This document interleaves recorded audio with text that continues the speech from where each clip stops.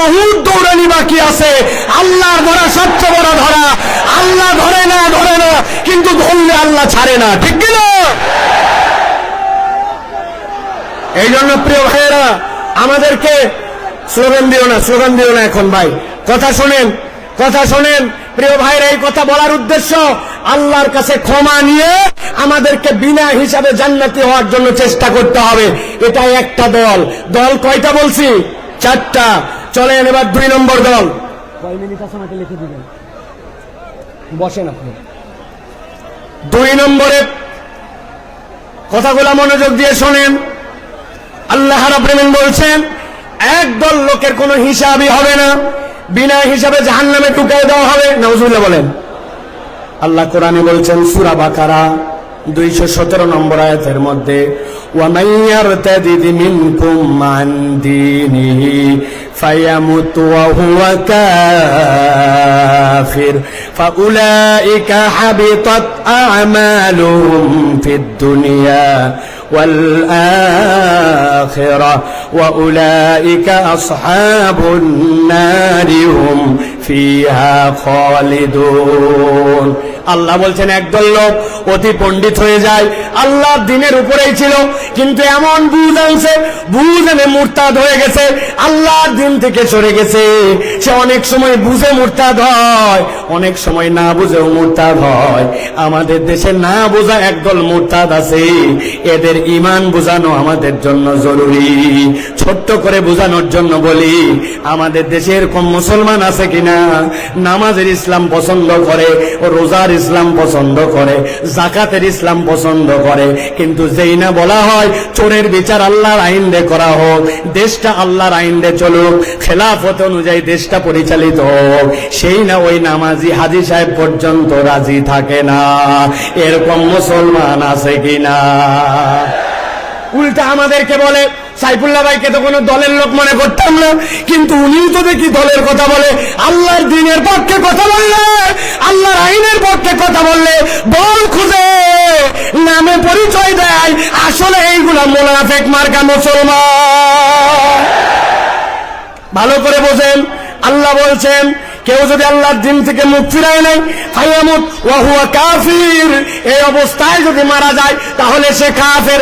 আল্লাহ বলছেন আর কেউ যদি কাফের অবস্থায় এরকম করে মুরতাদ হয়ে মরে যায়, ফাহাবিতাত আমালুহুম ফিদ দুনিয়া ওয়াল আখিরা ওয়া উলাইকা আসহাবুন নারি হুম ফিহা খালিদুন। এই মানুষগুলোকে চিরস্থায়ী জাহান্নামে ঢুকানো হবে, এদের কোনো বিচার হবে না, সরাসরি জাহান্নামে যাবে। অতএব যাই করি নাই করি, কখনো আল্লাহর দিনের থেকে মুখ ফিরানো যাবে না। আর নিজের পণ্ডিতি খাটায়া আল্লাহর বিধান নিয়ে কোনো বাজে কথা বলা যাবে না, ঠিক না? খুব সাবধান প্রিয় ভাইরা। আল্লাহ রাব্বুল আলামিন কোরআনুল কারীমের মধ্যে বিস্তারিত কথা বলেছেন, সংক্ষেপ সময়, এই জন্য আপনাদের কাছে বুঝানোর জন্য বলছি। মুরতাদ কিভাবে হয়? ওরা মনে করে নবীর তরিকা ঠিক না, নবীর পদ্ধতি পছন্দ করে না, আল্লাহর বিধান আগে ঠিক মনে করত, কিন্তু এখন মনে করে আল্লাহর বিধান বোধহয় বাংলাদেশের জন্য, আমাদের সমাজের জন্য অচল। এরকম যদি মনে করে, ও যত হাজী সাহেব গাজী সাহেব হোক না কেন, আল্লাহর কাছে সে মুরতাদ হয়ে যাবে, বিনা হিসাবে জাহান্নামে। আল্লাহ হেফাজত করুক, বলে আল্লাহুম্মা আমিন। প্রিয় ভাইয়েরা, এবার চলেন আমরা 3 নম্বর দলের মধ্যে যাব। 3 নম্বর দল কি, এটা একটু বুঝতে হবে। সেটা হচ্ছে হিসাব হবে, কিন্তু আল্লাহ বলছেন ওই হিসাবের পরে তাকে জান্নাত দেওয়া হবে। তবে হিসাবটা তার জন্য যে হবে, ওই হিসাবটাতে তার আমল নামায়, আমলটা পরিমাপে দেখা হবে না, আমলটা ওজনে দেখা হবে। কিসে দেখা হবে? কথা বলেন, আমল কি আমাদের পরিমাপ হবে না ওজন হবে? আমার দিকে তাকান, কি হবে? ওজন হবে। এখন কথা হচ্ছে যে আপনার আমল নামায় সওয়াবও আছে, গুনাহও আছে, কিন্তু আমল নামাতে আমার ওজনটা কেমনে ভারী হবে? আমি আপনাদের কাছে বলতে চাই, একটা মানুষের জীবনে যদি তার আমল নামায় 3টা জিনিস যুক্ত থাকে, তাহলে তার আমল নামা ওজনে ভারী হয়। সুবহানাল্লাহ বলেন। 1 নম্বরে আপনার আমল নামার মধ্যে ঈমান লাগবে। কি লাগবে? একটা মুখ বন্ধ থাকবে না। আমল নামাতে ওজনে ভারী করতে হলে প্রথমে বলতে হবে কি লাগবে? জোরে বলেন ঈমান। ওই যে দাঁড়ায় আছেন যারা, কি লাগবে? ঈমান। ঈমান নাই আপনার কিচ্ছু নাই, ঈমান আছে আপনার কিছু আছে। সুবহানাল্লাহি বিহামদি। এই যে তরুণেরা ওয়াজ শোনার জন্য চলে আসছে, কিন্তু এর মধ্যে অনেকেই আছে ঈমানের বেসিক হচ্ছে সালাত, অথচ সে সালাত আদায় করে না। আছে কিনা? আমি আপনাদের কাছে একটা ছাত্র আর একটা শিক্ষকের একটা দৃষ্টান্ত দিব 30 সেকেন্ডে, ভালো করে খেয়াল করেন। এক ছাত্রকে তার ওস্তাদ জিজ্ঞাসা করছে, বলতো দুনিয়াতে নামাজ পড়ে না কারা কারা? ওই ছেলে ভেবে চিনতে বলছে, ওস্তাদ দুনিয়াতে নামাজ পড়ে না 3 শ্রেণীর লোক। কয় শ্রেণী? কথা বলেন। 3 শ্রেণী। বলতো 1 নম্বর কে? বলছে 1 নম্বর যে পাগল অথবা অজ্ঞান। মাশাআল্লাহ। 2 নম্বর কে? বলছে ওস্তাদ 2 নম্বর যে মৃত, সে নামাজ পড়ে না। মরা মানুষ নামাজ পড়ে? উল্টা নামাজ পড়া লাগে। বলছে মাশাআল্লাহ। এবার 3 নম্বর বলো। বলছে 3 নম্বর হচ্ছে যে অমুসলমান। তাহলে নামাজ পড়ে না কয় শ্রেণী? 1 নম্বরে পাগল অথবা অজ্ঞান, বলেন।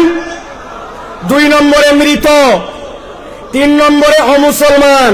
এবার পেকুয়ার লক্ষ মানুষকে সামনে নিয়ে জিজ্ঞাসা করতে চাই, যারা এখানে আছেন দাঁড়ায় বসে দূরে কাছে, আমরা কি পাগল অথবা অজ্ঞান? আমরা কি মৃত? আমরা কি অমুসলমান? আপনি কিন্তু ফাঁসে গেছেন। আপনি আগামীকালকে নামাজ পড়েন নাই, বলছে এই তুই কি পাগল? বলছে না। তাহলে মরা না, অমুসলমান না। তো আপনি পাগল না, মরা না, অমুসলমান না, আপনি নামাজ পড়বেন না, তা হবে না। ঠিক কিনা? ঈমানের পরে সবচেয়ে গুরুত্বপূর্ণ এইটা হচ্ছে আপনার আমার জন্য সালাত। তাহলে আমলে ওজন বাড়ানোর জন্য কাজ 3টা। 1 নম্বর ঈমান লাগবে। কি লাগবে? 2 নম্বর লাগবে নিয়ত সহি লাগবে, আপনার নিয়তটা বিশুদ্ধ লাগবে। নিয়ামতুল্লাহ নিজামের কথা, মোটরসাইকেলে আসতে আসতে আমার চোখটা ছলছল হয়ে গেছে। বল সাইফুল্লাহ ভাই, এত লক্ষ লক্ষ লোক দেখানোর জন্য আয়োজন করি নাই। আমার আব্বা ইন্তেকাল করে গেছেন, এলাকাবাসী অনেক মানুষ মারা গেছে। একটা লোক যদি দোয়া করে, আমার বাপ যদি সেখান থেকে নিষ্কৃতি পায়, আর মানুষ যদি কোরআনের বার্তা নিয়ে কোরআনের পক্ষে বাড়িতে যায়, আমার আয়োজন সফল ভাই, একটু দোয়া করবেন। নিয়ামতুল্লাহ যদি মনে করতো অনেক টাকা দিছে, দেখ কত বড় আয়োজন করি, আয়োজনের 1 পয়সাও দাম নাই। এই জন্য আমলটা লাগবে ইখলাসের সাথে, আল্লাহর জন্য। ঠিক কিনা? আমল করব কার জন্য? আল্লাহর জন্য। আর আমল নামায় যদি ওজন বাড়াতে চান, 3 নম্বর পয়েন্ট হচ্ছে নবীর তরিকায় করা লাগবে। কার তরিকায়? নবীর তরিকায়। এইটার মধ্যে কথা আছে প্রিয় ভাইরা, আমরা নবী সাল্লাল্লাহু আলাইহি ওয়াসাল্লামের তরিকা মানতে চাই। ঠিক কিনা?